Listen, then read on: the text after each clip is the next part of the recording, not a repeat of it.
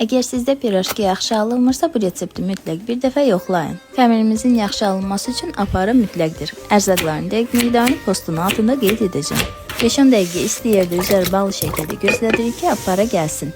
Keçək xəmiri hazırlamağa. Gəlmiş aparanın üzərinə un, yumurta, qatıq, duz və su əlavə edib xəmir halına gətiririk. Ən sonda xəmirin üzərinə bitki yağı əlavə edirik. Mən diva yağlarından istifadə edirəm.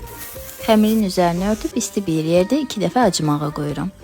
Xəmirin havasını alıb kündələrə bölürəm. Üzəri bağlı şəkildə 5-10 dəqiqə daha gözlədirəm. Kündəni əlimlə birazca yayıb içlikdən yerləşdirib pirojki forması verirəm. Pirojkiləri qızartmaq üçün diva yağlarından istifadə edirəm. Diva yağları İtalya məhsuludur və üstün cəhətdə ondadır ki, şüşə qablaşdırmada olduğu üçün günəş şüası ilə birbaşa reaksiyaya girmir. Xırçıltılı pirojkilərimiz isə hazırdır. Mütləq siz də hazırlayın. Hazırlayıcı olan hər kəsə nuş olsun.